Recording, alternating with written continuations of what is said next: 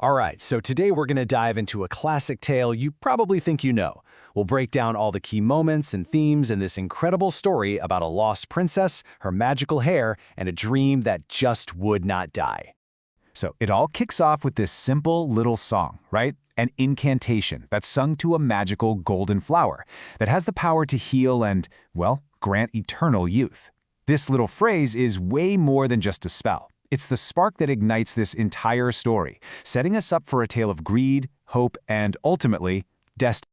So the big question is, how does the magic from a flower end up in a princess's hair? In this first section, we're going to explore exactly that, where Rapunzel's power came from and the huge lie that defined her entire childhood. You know, this timeline really shows you just how fast things can go from amazing to tragic. The kingdom is overjoyed when the queen is saved by this flower, and then they have a princess whose hair holds that exact same magic. But that joy, it doesn't last. A woman named Mother Gothel, who had been hoarding the flower's power for herself for years, sees the baby as her new ticket to eternal youth and just kidnaps her. For 18 long years, can you even imagine? This tower is Rapunzel's entire world. She's raised in total isolation, no doors, no contact with anyone from the outside, all while believing Mother Gothel is her loving, protective mother. It's literally a lifetime of solitude. And this is where you really see the huge difference between what Rapunzel's life is actually like and the story Gothel is feeding her. Rapunzel's days are filled with these quiet activities, painting worlds she's never even seen, reading the same 3 books over and over, while Gothel is constantly drilling this lie into her head. The outside world is terrifying, and everyone wants to hurt you. So it's not just a stone prison, right? It's a prison built out of fear. But, there's this one little glimmer of hope that appears every single year. She has no idea, but these floating lights are actually lanterns. They're released by her real parents, the king and queen, who are hoping their lost princess might see them and find her way home. For Rapunzel, they become her one and only dream, to just see them up close, just once. And that dream, well, it sets the stage perfectly for our next chapter, where fate decides to send a complete stranger crashing into her life, shattering her little isolated world for good. Okay, so enter Flynn Rider. He's a charismatic, maybe a little overconfident thief who's on the run. And in a wild twist of fate, the very thing he just stole is the tiara that belongs to, you guessed it, the Lost Princess. He's desperate for a place to hide and just happens to stumble upon what he thinks is a totally abandoned tower. I mean, this moment just perfectly shows you how incredibly sheltered she's been.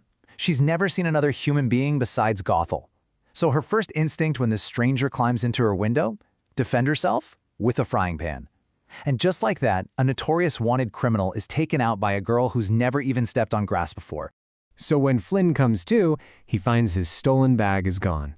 And Rapunzel, she sees her chance, right? She strikes a deal. The terms are pretty straightforward. She'll give him back his precious crown, but only if he takes her to see the floating lights. He's not thrilled about it, but he agrees, and their big adventure officially begins. And that deal kicks off the next part of our story, which is all about Rapunzel finally experiencing the world for the first time. It's an incredible journey of discovery, joy, and a whole lot of overwhelming feelings. The second her feet touch the grass, she is just hit with this absolute tidal wave of emotions. First, there's this pure, unfiltered joy from feeling the sun and the dirt, but that is immediately followed by crippling fear and guilt because all of Gothel's warnings are just echoing in her head. It's this crazy mix of feeling like a terrible daughter and realizing she's finally living her dream. Her first day out is just this total whirlwind of new stuff. She gets to explore a busy village, taste food she's only ever read about, and she even gets pulled into a dance with the townspeople. And everywhere she goes, she keeps seeing this one symbol, a golden sun. And it feels familiar somehow. It's planting the first little seeds of a much bigger truth. And then, it's the moment she has waited for her entire life. Flynn gets them a boat, and as the sun goes down, the sky just fills with thousands and thousands of lanterns. Her dream is real, and it's more beautiful than she could have ever imagined. And it's right here that both of them realize that what they have is way more than just a deal. But of course, this beautiful moment is also the big turning point. Her dream came true, and now it's time for the truth to come out. This is the part of the story where all those scattered puzzle pieces finally click into place. Seeing that golden sun symbol up close on all those lanterns, it's like a key turning in a lock deep inside her memory. She starts getting these flashes, a man and a woman who are her real parents, a baby's mobile with that same exact sun symbol. The puzzle of her past is finally starting to make sense. So, Gothel manages to trick her and drag her back to the tower, but it's too late. The memories are flooding back now. She looks at all the sun symbols she's been painting on her walls for years without even realizing why, and it all clicks. She confronts Gothel with this powerful, defiant realization: I am the Lost Princess. And once the truth is out there, that loving mother act, it just completely shatters. Gothel drops the facade and snarls the cold, hard truth. Yes, she stole her. Not because she loved her, but because she was selfish and just wanted to use the magic in her hair to stay young forever.